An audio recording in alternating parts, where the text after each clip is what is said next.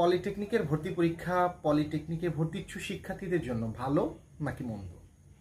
অনেক শিক্ষার্থী পলিটেকনিকের ভর্তি পরীক্ষা পলিটেকনিকে ভর্তির ক্ষেত্রে একটা বাধা মনে করেন, কিন্তু একটি বিষয় মনে রাখা খুব জরুরি, সেটি হচ্ছে কোনো বিষয় যখন সহজলভ্য হয়ে যায় তার মূল্য হারায়। বাংলাদেশের জাতীয় বিশ্ববিদ্যালয়ে অধিভুক্ত অসংখ্য বিশ্ববিদ্যালয় আছে যেখানে এইচএসসি পাশ করে শিক্ষার্থীরা অনার্স করে, কিন্তু এখান থেকে শিক্ষার্থীরা নিজ যোগ্যতায় ভালো কিছু করার রেকর্ড খুবই কম। ফলে রাষ্ট্রীয়ভাবে, সামাজিকভাবে, ব্যক্তিগতভাবে শিক্ষার যে মান, সেই মানকে কাজে লাগিয়ে শিক্ষার্থীর সফলতার হারও অনেক কম।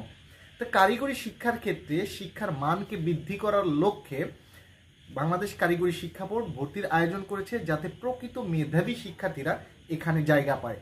ফলে যারা এখান থেকে পাশ করে ভালো ইঞ্জিনিয়ার হবে, সরকারি ক্ষেত্রে বেসরকারি ক্ষেত্রে দেশে বিদেশে তাদের চাহিদা বাড়তে থাকবে। কিন্তু এই শিক্ষা যদি যৎসামান্য হয়ে যায়, অ্যাজ ইউজুয়াল হয়ে যায়, তাহলে এটার কিন্তু মান হারাবে।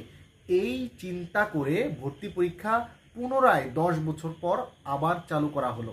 তাই আপনারা যারা এই বছর পলিটেকনিকে ভর্তি হবেন, আপনাদের দ্বিতীয়, চতুর্থ, ষষ্ঠ সেমিস্টারে যে সকল বড় ভাই থাকবে, তাদের চাইতে আপনাদেরকে কারিগরি শিক্ষা বোর্ড একটু ভিন্নভাবেই মূল্যায়ন করার চেষ্টা করবে।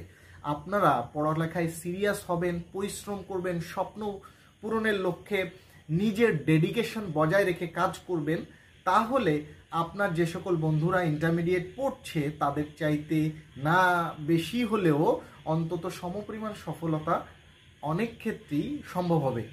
অনেক ক্ষেত্রে পরিশ্রম যদি আপনি ভালো করেন, আপনি যদি ভালো ডিপ্লোমা ইঞ্জিনিয়ার হতে পারেন, আপনার ওই এইচএসসি করা বন্ধুর চাইতে অনেক বেশি সফল হতে পারবেন।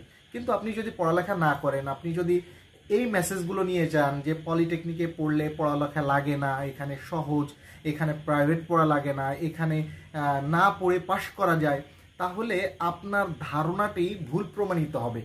আপনারা এ বিষয়টি ভর্তি পরীক্ষা দেওয়ার মাধ্যমে কিছুটা বুঝতে পারবেন। তবে আপনাদের উচিত হবে নিজেদেরকে সেই মানসিকতায় গড়ে নেওয়া যে আমরা ভর্তি পরীক্ষা দিয়ে চান্স পাচ্ছি, অর্থাৎ আমরা যোগ্য হিসেবে বিবেচিত হচ্ছি, এবং পরবর্তী 4 বছরও আমরা নিজেদেরকে আরো অধিকতর যোগ্য প্রমাণ করে নিজেদের স্বপ্ন পূরণের লক্ষ্যে কাজ করবো ইনশাআল্লাহ।